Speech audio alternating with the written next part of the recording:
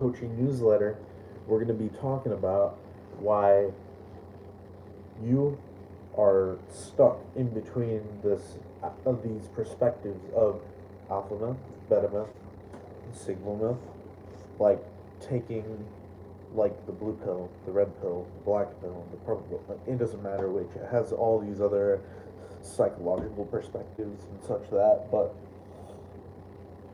a lot of people think that the perspective of the beta male is that he's insecure and he stays in his own shell and doesn't go out and is stuck to forever be a beta orbiter, or let's say he doesn't have that that mojo to dominate and be masculine and all this perspectives of that. And I totally sort of disagree with that perspective. One of the biggest signs that you're an alpha male is that you overcompensate yourself. You you overcompensate for what you don't have and create a superior mindset, which which comes from inferiority, and it just goes back in a regression of the like being in this long room of mirrors of total reflection, and it's an inner reflection that just goes nowhere. And you think each type of reflection will get better over time, but it doesn't. Because in my opinion, I don't believe that there is a better, and all that basically changes the perspective of how we see the world, government, science, religion, all this sort of jazz. And I don't believe in the idea of like abundance and like having to conform in order to make yourself seem a certain way. Now, back then, I used the term ego soft beta to try to create a character for myself for just changing into character outcomes, a different route than personal development.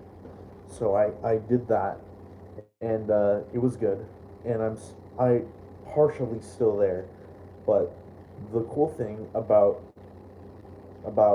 the difference between the alpha male and beta male is that the beta male is like fictional in a way. It's a fictitious kind of part of you that doesn't really exist, and you're not compensating. You're you. It's like you're kind of like saying it's kind of like saying you're fake, but I don't believe in the idea that we're fake. And the goal in the mind of archetypes is not to become it, not to dominate it, but to understand it, not judge it, shift the point of view of how you see it, and that kind of like creates a non-linear kind of perspective to the character that goes beyond just a tweener. It's like going on the path of a story and going an ulterior route than a certain perspective in a, let's say, a film, a game, all of that. And another thing, I don't believe success is that important. I believe boredom is your most creative time where you can create amazing damn things, and it's another time where you don't really give points to where you can really grow and bring not totality but onwards and onwards of just artistic perspective, different than the Renaissance, different than the Enlightenment age and all that sort of shit. I don't really agree with that perspective either. And this is not about me. This is not about me trying to tell you what to do and all that jazz and stuff. But I'm just saying that you could use that perspective, kind of like astrology, to it will it won't tell you the truth, but it will give you an insight to your own character, and you can use your intuition to change the point of view and perspective of who you are in that total view. Which that's the problem with perspective like that, is that you focus on the bigger picture or totality, which I don't really agree with. I believe that you shouldn't focus on the small or the big, and you should kind of see outside of that perspective, or let's say inside.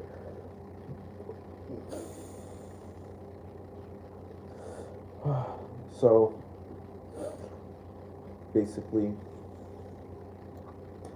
the world needs more of this perspective of beta male, because it's going ulterior route than the perspective of a story. But this is not about the story, because you understand that the story is a creation of your own thing. So you'll understand that this persona you're creating is nothing but a personality. And in that, you go into your thoughts, and it's all different. It has a different perspective. It's kind of like being on a cusp and having both qualities, and then integrating it, but not integrating it like integrating the shadow. Not necessarily like that. But it's kind of cool.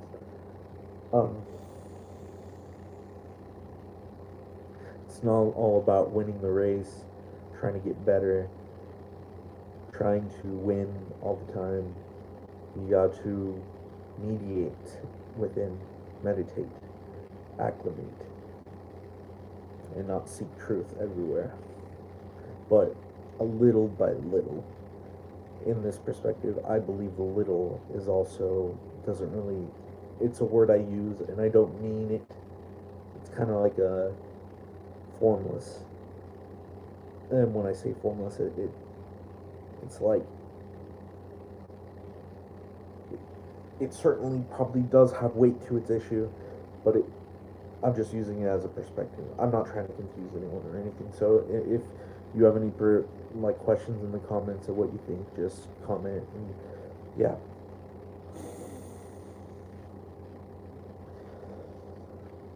So just look through those perspectives and understand that they're only something you drift through, and they're used as a fun kind of game like thing. Like, sometimes, I know it sounds bad, but you have to learn how to act in order to understand the multifaceted way of thinking in different types of character, and the outcomes are what comes through that. The outcomes of your character as you progress.